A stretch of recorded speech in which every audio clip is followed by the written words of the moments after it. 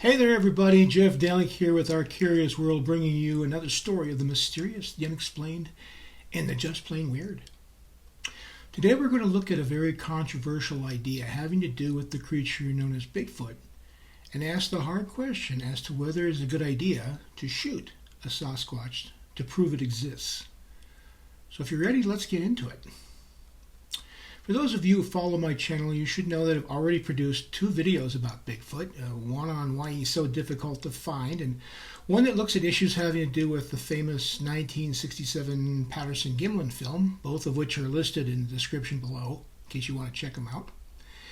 This then is a third installment regarding the creature, and this is one that's going to be, without a doubt, the most controversial. Anyone who's interested in Bigfoot and has been following his or her exploits over the years knows that legend of the elusive creature has been around for almost a century, even longer if you take indigenous peoples' stories into account. Yet to date, no definitive proof that the creature exists has ever been found.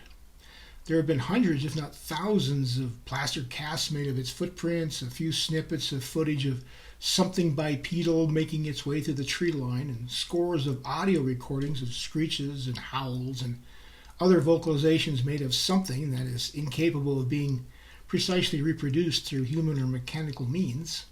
And of course, thousands of eyewitness accounts, many of them told by reliable witnesses who usually had no desire to see the creature, and many of whom continue to be haunted by their encounter to this day. While impressive, however, none of this can be considered proof of the creature's existence, at least as far as science is concerned.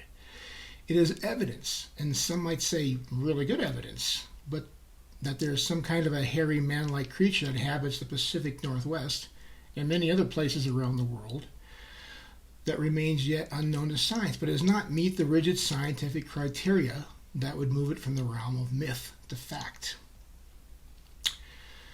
Footprints can be faked. Videos of the creature are routinely dismissed as some guy in a monkey suit.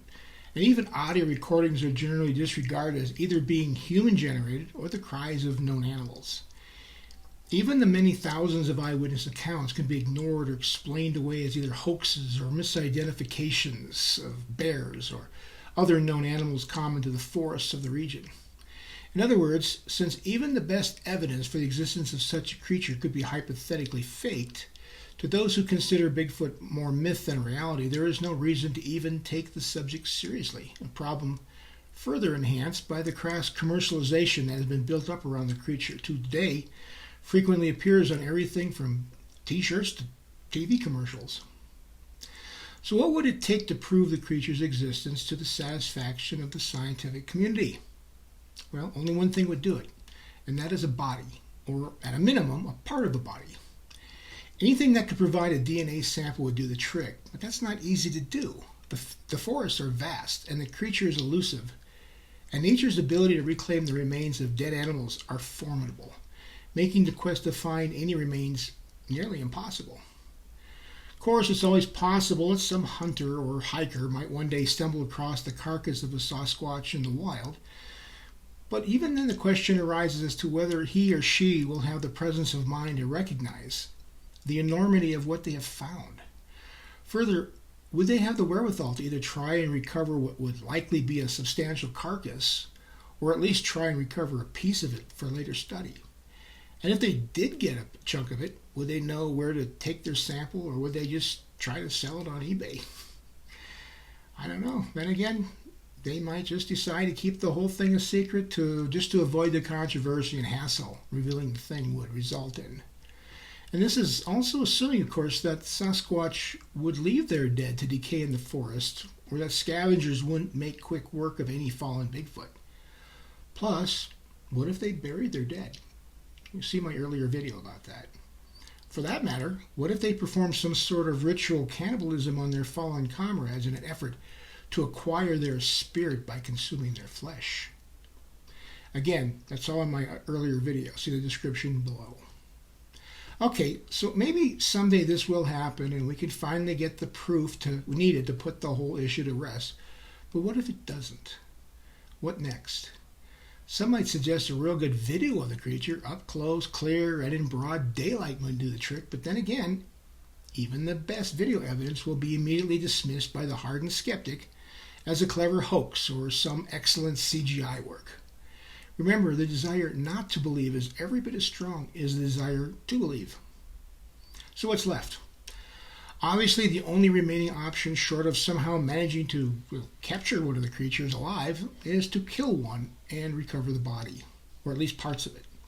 Of course, such would be considered murder by some, or at best a zoological atrocity, but it would be the only way to conclusively prove the creature's existence. Additionally, it would be the only way to protect the creature and ensure its survival. So you see, Bigfoot can never be legally protected unless it is proven to exist, and it cannot be proven to exist unless science has a piece of the creature in its hot little hands.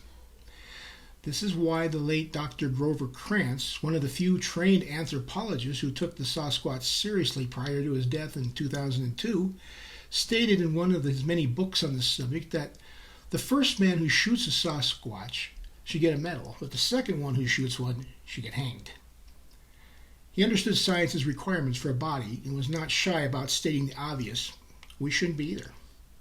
But wait, aren't there laws already in the books that make shooting a Sasquatch a crime?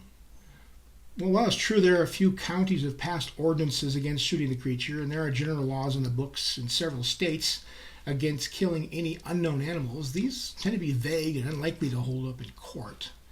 As far as most jurisdictions are concerned, shooting the Sasquatch would be akin to killing a dragon, a unicorn, or a mermaid.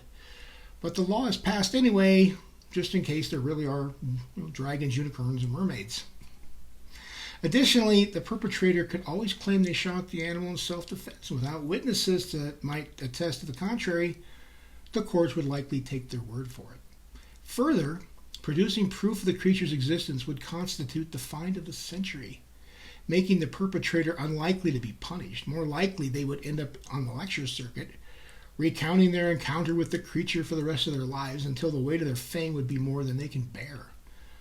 Of course, some will vilify them for their act and demand their imprisonment, but such voices will most likely be drowned out by a chorus of zoologists, anthropologists, primatologists, and naturalists, all thanking him or her for their contribution to science. Of course, I want to make it perfectly clear that I'm not urging or in any way encouraging anyone to shoot a Bigfoot. All I'm saying is that if one were to encounter such a creature and had the means to obtain a sample of it, they may want to consider the likely repercussions if they pull the trigger. It will change their life, both in positive and negative ways, unless they can somehow manage to keep their identity a secret and maybe work through a third party in getting their sample to the appropriate authorities. But even more importantly, it could also cost them their own life if they aren't careful. How so? Because if one should encounter a Sasquatch in the woods and get off a shot, they should be aware that they have likely just put themselves in grave danger. Sasquatches seem to travel in groups or appear to be part of a larger tribe. So if you see one creature, there is a good chance that there are others nearby, and that they may not be all that happy that you just dropped one of their mates. In other words, you will need to work quickly and with one eye on the forest as you approach the carcass. All indicators are that Sasquatch are fast, stealthy, and extremely powerful. And while they are generally considered xenophobic and timid, that doesn't preclude that they are quite capable of using physical force when threatened or if one of their tribe is killed.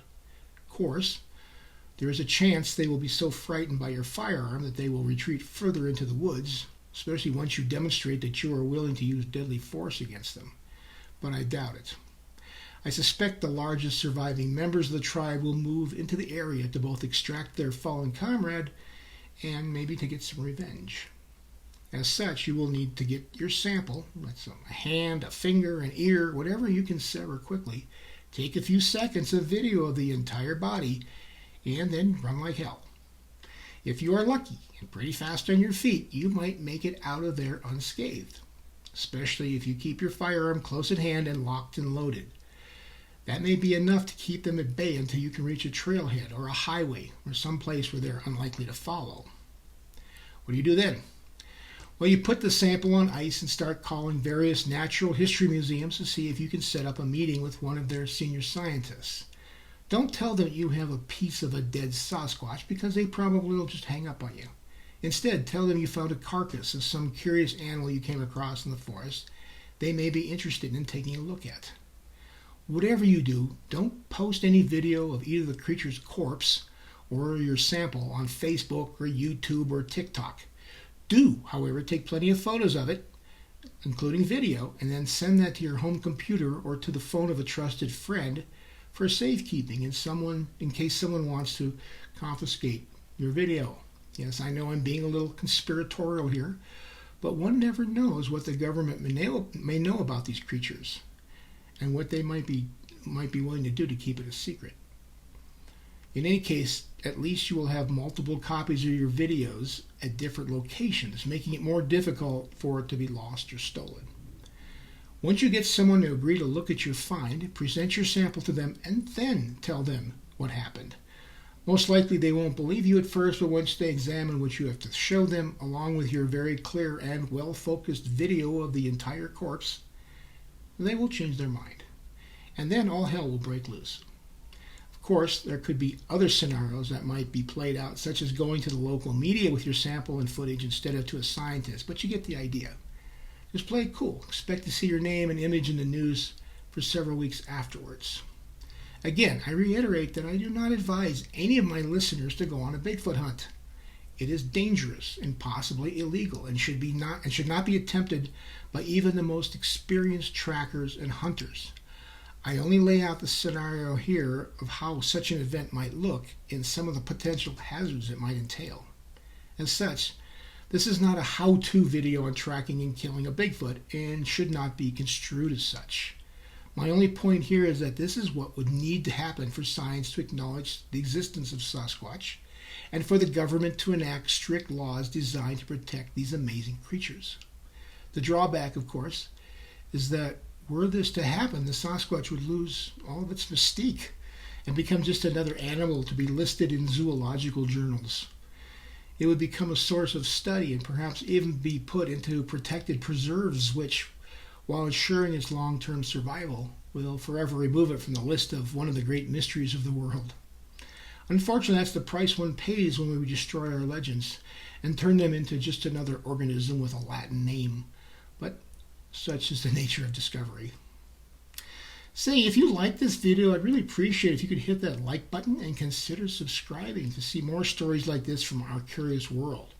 I'm new to YouTube, and I really need your help to get the channel to grow so I can bring you more wacky, weird, and bizarre stuff like this. Here's your final thought of the day. Seeing the state of the world today, if I were Bigfoot, I'd probably want to hide in the forest too. Until next time, see you. Bye.